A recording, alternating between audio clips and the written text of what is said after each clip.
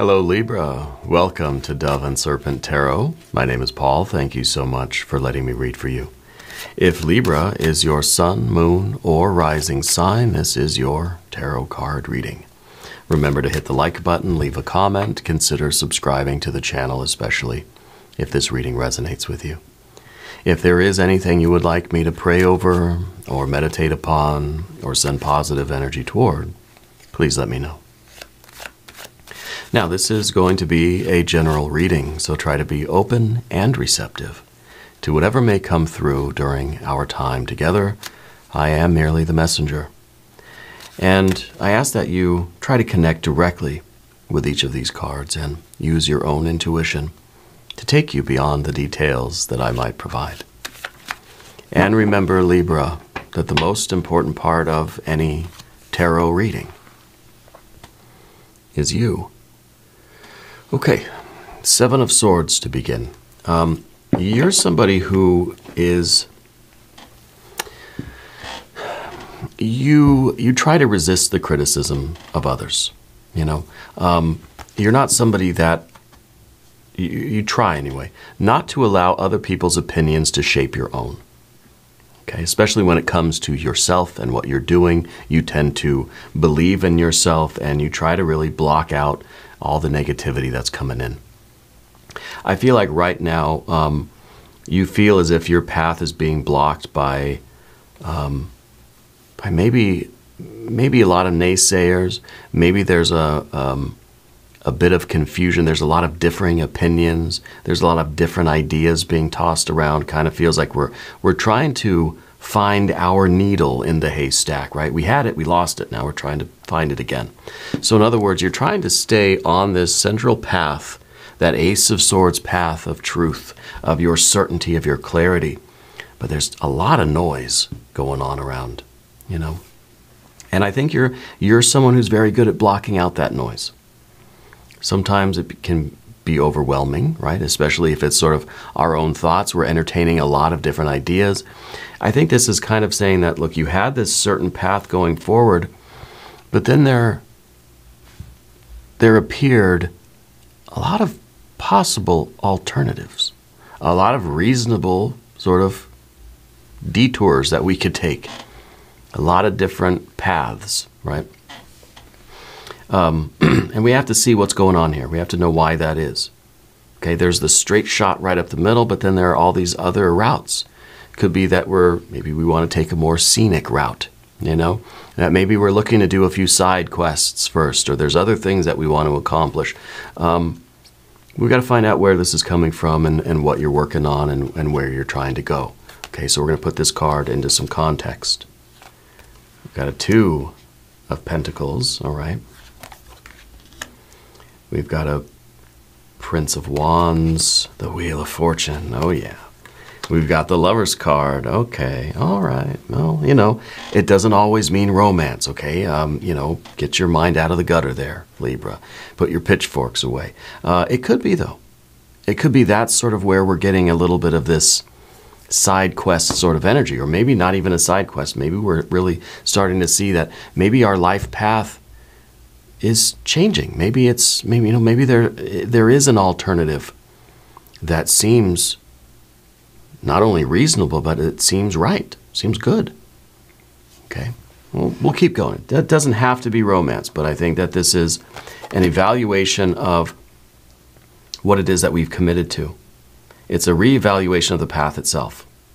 Okay, and we're seeing if there is something that maybe we do need to change about our path or our approach, or if we need to make some different turns, if we need to reroute ourselves, or if this is the right path and we just sort of need to calibrate and stay on that straight and narrow, you see.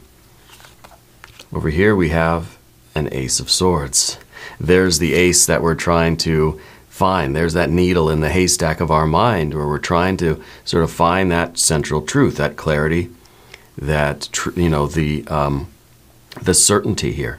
This is a lot of options. This is the certainty. Okay. And then we've got, oh, interesting now, we've got more swords cards with a Queen of Swords. We've got that lust or strength card. And the Two of Cups. Yeah. And very interesting. I like this. I don't want to say that this is a romance reading or a love reading, but, you know, it could be. It could be. All right, well, I'll just say that. We'll get into it. We're going to select our mystery card, bonus card, confirmation card. This is a random card from the Smith-Waite Tarot.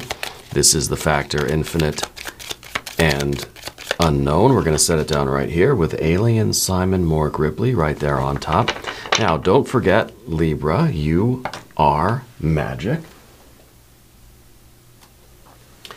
Okay, we're not going to look at that card until the very end, but it will tie everything together. It will give us the confirmation and the conclusion at the end of the reading.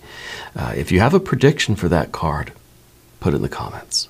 All right, let's do it together. We might as well, right? It'll practice our intuition. It'll be good. It'll be fun. Let's take a look around the room here. This is interesting stuff. We've got how many major arcana? We have the Wheel of Fortune, the Lovers, and the Lust, right? I think what we're trying to do is figure out our destiny here. Figure out what it is that's meant for us, right? Is this true love, or is this just lust, right? And again, it doesn't have to be talking about a relationship with another person, okay? I mean that in the more abstract sense. We're trying to discern mentally, I think, with your sort of higher discernment and wisdom. Is the path you're on the right one? Is it the true love path? Is it the path that you're meant to be on? Is this uniting you with your destiny? Or is this just something that sort of is exciting now? Okay, is this something that's just sort of fun and stimulating and feels good, something that we're enthusiastic about, something that really we're enjoying doing, but is this really the one? Is this really meant for us? Right? Very interesting here.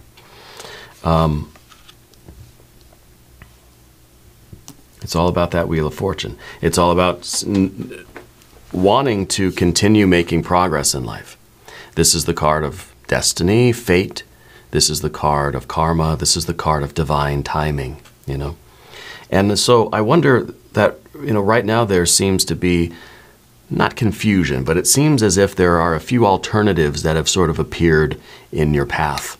And I wonder if we're seeing this as like a sign that says, okay, I'm supposed to take a detour here. I'm supposed to go pursue some other things rather than kind of going straight up this way, right? And see, it's interesting. We have two of the Leo cards here. We have the Prince of Wands, which is Leo. We have the Lust card, which is Leo. Okay. It's all about your enthusiasm, your effort. It's all about your excitement and joy and pleasure and the passion, the lust that you feel for doing this work, whatever path you're on. Whether this is career, maybe it is romance or family, maybe it is your spiritual path or your creative life or whatever it is. I feel like this is all of life.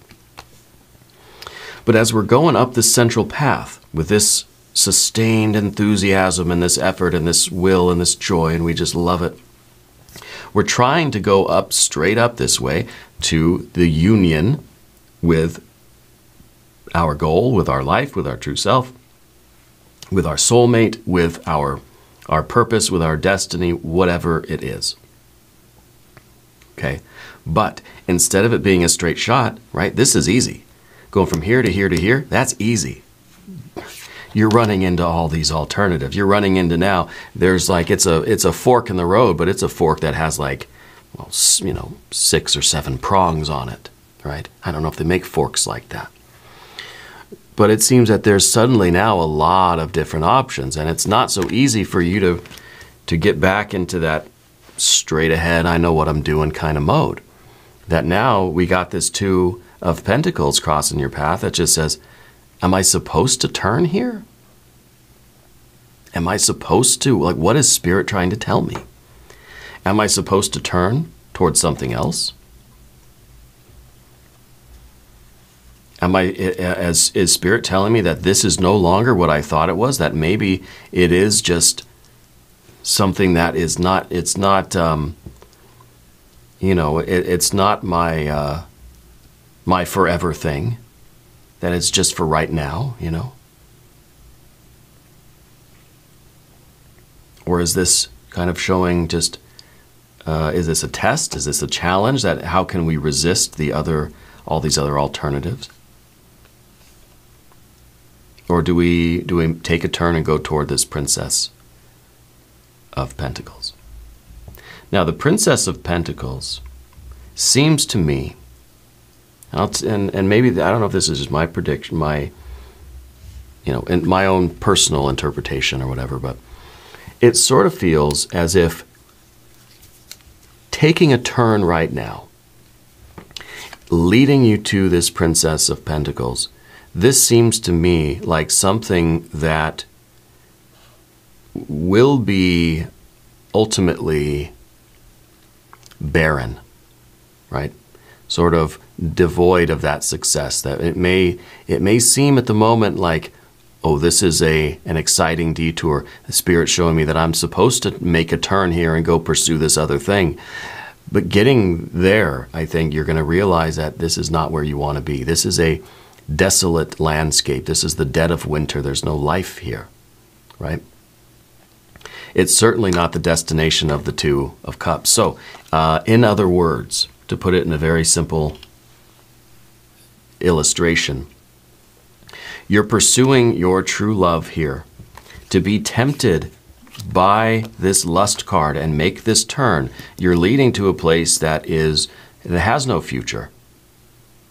You're driving to a place that is barren and desolate. Going up this way to your true love is where you want to go. And now this doesn't have to be romance, but it does feel like you're being tempted by an alternative here, and that might be why this lust card is in the position of what you don't want. See, over here, we sort of don't want that. We don't want to be tempted by something else. We don't want to have this sort of, this feeling of passion or even an infatuation for an alternative over here. We're supposed to be going this way. Now it's like, I really feel attracted to that over there. And we could be talking about different jobs, right? Different career choices, different majors at university. For me, this is like when I'm trying to decide on which book to read in the afternoon. I have an hour where I can read at the end of the day, And I feel like, okay, I know what I'm going to read in the morning. I say, I know what I'm reading tonight. That's it, boom. But then nighttime comes around and I'm just like, ooh, I'm kind of tempted by these other stories, these other books over here, And pretty soon I realize that all my time is wasted. I've produced nothing. I've accomplished nothing. And I've not read anything. I've not enjoyed any of my time. It's been a barren and desolate landscape that I arrive at. And so that's kind of the deal, right? But it doesn't have to be a book. Although Spirit is showing me a lot of unread books around you right now. Yeah? A lot of unread books. And I'm getting something about you. You texted somebody that you weren't supposed to text, or you sent a message to somebody, but you thought it was somebody else. And so it's kind of an awkward thing, like you texted the wrong person. Yeah, or something like that. I don't know what you got yourself into here. But I feel that this is the choice, and that's what the Two of Pentacles is. It's you choosing whether to stay on the straight path or to listen to all this other noise, all these other opinions, and if we're going to take the detour, right? So we've got our major arcane energy. We can sort of see how they relate, right? And the divine timing with the Wheel of Fortune. You're on this path of really getting to your abundance, to getting to your true love, the union, right? The fulfillment of your will, whatever it is. Doesn't have to be romance again, even though we've got these cards, suggest that it might be romance. It doesn't have to be for everybody. Okay, I want to make sure that's clear. A lot of people, they hear romance reading, they're going to turn off the TV or change the channel, and I don't blame you. So it's not the only interpretation, but it's a way of illustrating the energy. Okay. The Wheel of Fortune, of course, is the idea that this choice or this series of alternatives, this fork in the road, appears at a very strange time for you. Okay? And I don't know if it appears when you're right on the verge of success, that you're almost at that very important stage. You've almost crossed the finish line or something, and then there's these, now it's like, it's just weird timing, right? Very, very weird timing. There's a connection with Paris, France. I don't know who that's for or why, but there's something Paris for someone, yeah. Spirit's saying that you should be journaling all of this, okay? That you should be writing all of this down, just for the simple reason that writing it down is going to help you to flesh it out, to understand sort of what it is and what's happening and where you're at. Because when you're right in the middle of it, we only feel what we feel. We only perceive what's like right in front of us. But by writing it down, journaling it, it's sort of a way to help you with this, with the Queen of Swords energy that we have in the environment, to take you above and outside the situation in order to sort of put it down on paper, look at it somewhat objectively. Okay. Also, I'm getting an S name in your life, Sophia or Sophie or something like with the SF kind of sound, yeah. So anyway, we've got fire here. We've got water here. We've got air and air and air. We've got earth and earth. Okay. And, I think this is really about uniting your desire, your will, your passion, your energy with what it's supposed to unite with, right? The Two of Cups doesn't tell me what this is, but it tells me that this is a true love union. It could be you and a person, you and an idea. It could be you and a place, maybe Paris. It could be you and Sophia, I don't know. But it is about a union, okay? It doesn't have to be a person. It could be with a path, with an idea, with a goal, right? And that's what it's all about.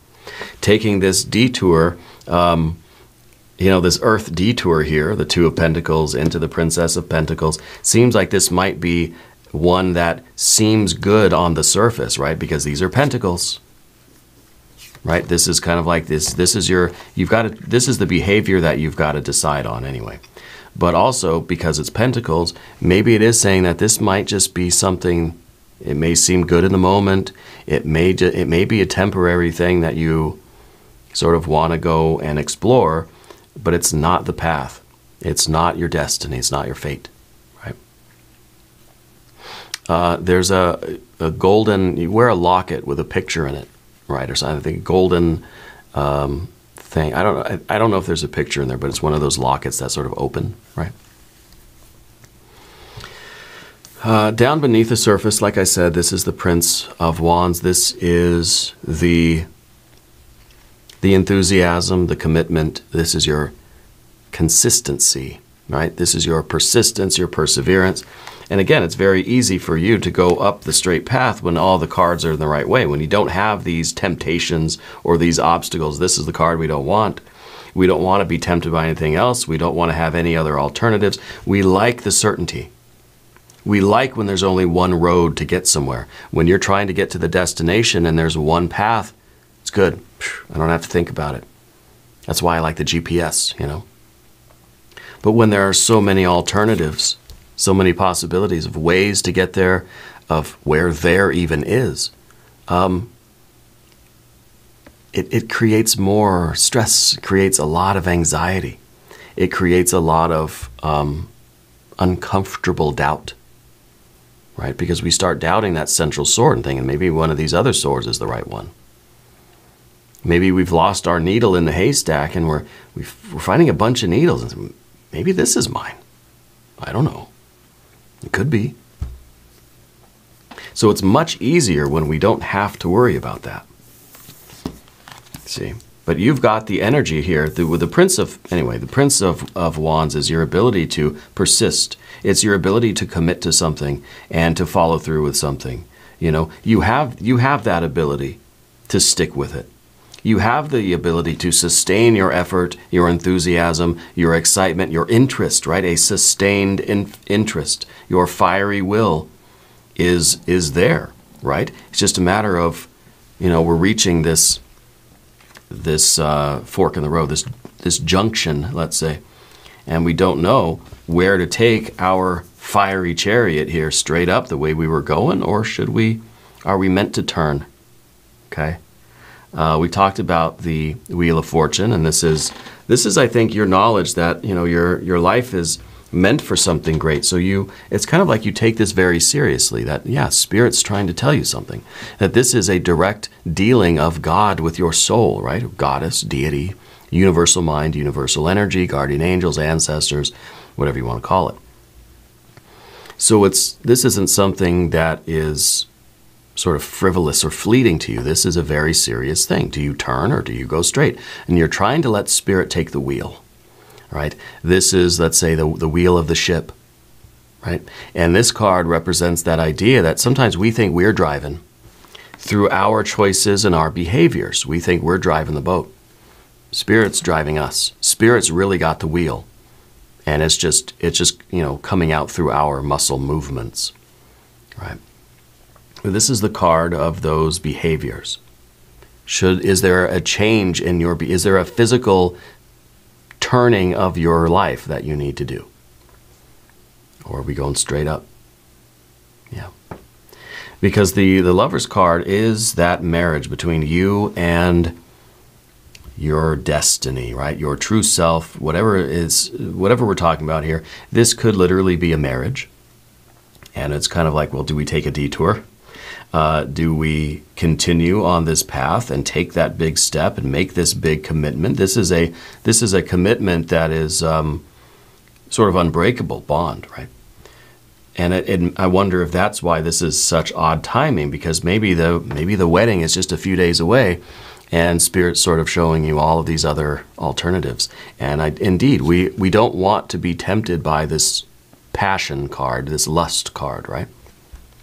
But as we see on the path of the serpent, this is the card we need.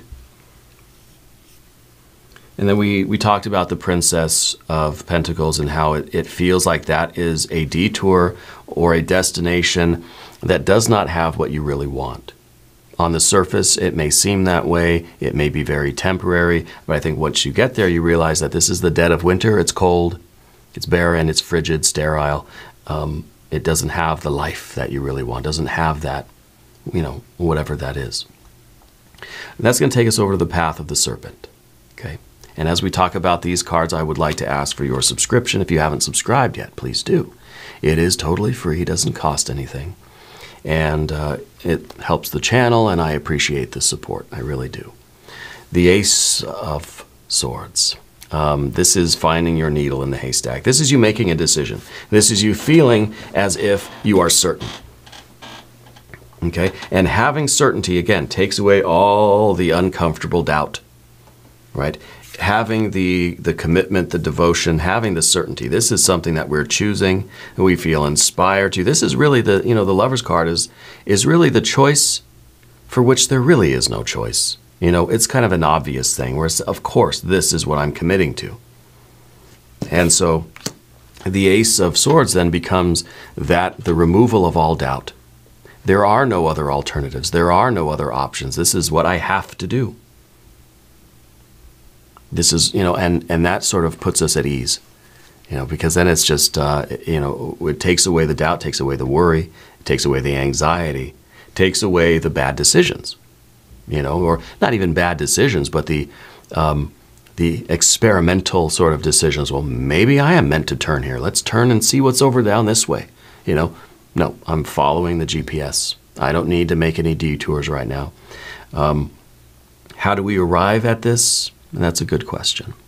I think it has a lot to do with your spiritual connection. Also, I think October is going to be a very important month for you. I keep getting the October sort of abbreviation, the OCT. I keep seeing that, and so that seems to be like the big month for something. Yeah. This is your certainty. This is your clarity.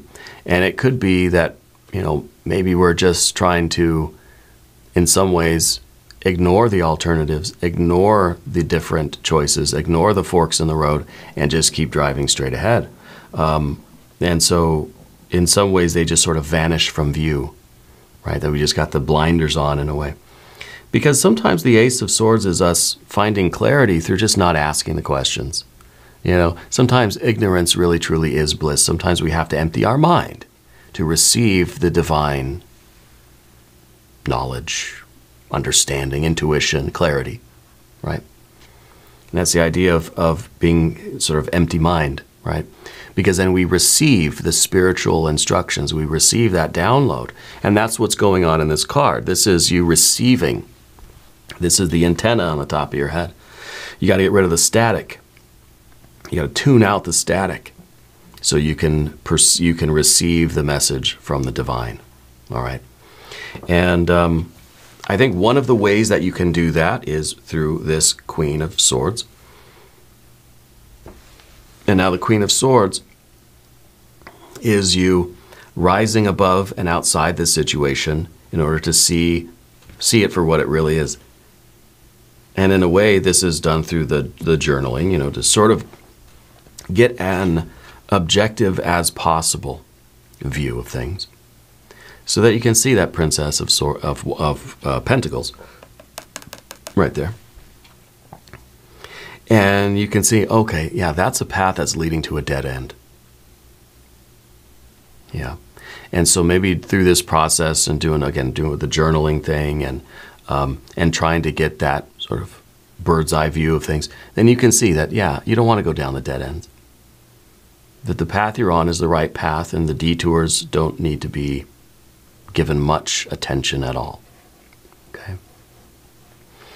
But don't take my word for it. You have to do the work to arrive in that. You have to arrive at the clarity on your own. Okay? The tarot's not going to tell you what to do. Ultimately, it's going to tell you to journal. It's going to tell you to get above the situation and look at it from a bird's eye view so that you can figure out what to do. It's going to help you figure out the path. Okay? And now, of course, on the path of the serpent, we realize we need this lust or strength card. It is the same energy here. It is what is driving you up toward this goal anyway. We need that. We need to be passionate about what we're doing. We need to be full of desire, you know. But this needs to be focused, right? It needs to be controlled. This is a card of control, ultimately. It's controlling those appetites, and it's feeding ourselves on what we're designed to eat, right? Nourishing ourselves on what is good for us. In other words, you're taking all of this desire, all of this lust, all of this passion, and rather than seeing all these different alternatives, you're sort of focusing that, controlling it, channeling it into the true object of your spiritual desire. The path itself that's meant for you and the goal thereof. Whether it's a person, a relationship, a marriage, a romantic thing, whether it is a career thing, whether it's a creative thing, family, friends, or a spiritual thing even, whatever it is. We're taking control of this desire, you know, this appetite that we have. And you're using it to push more up this path to that union, to that true love, soulmate kind of situation. Yeah, I think that I think this is very, very good. This is love, right? This is love with the passion and enthusiasm and the creative drive and the force and the fire of it all, right? Over here, yeah, you may have this, but it would be empty. It'd be a dead end. Here you have this, but it's leading to a future. It's leading to something that is going to produce so much more, right? The Two of Cups is when two things come together, and then we got the 3, 4, 5, 9, 10, an infinite number of cups that are produced by this union. It doesn't mean you're going to have kids, maybe.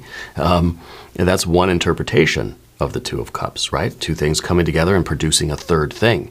Producing an infinite number of things. In other words, this is the path that has an open-ended future. It's not a dead end like this one. It's one that's leading to all sorts of abundance. The Two of Cups unfolds into the 10 of Cups, the 20 of Cups, the 100 of 1,000 of Cups, right? It's not the dead end. It's the opposite of a dead end. Let's look at the mystery card. I love this reading for you. I think this is, sometimes this is the reading that we all need,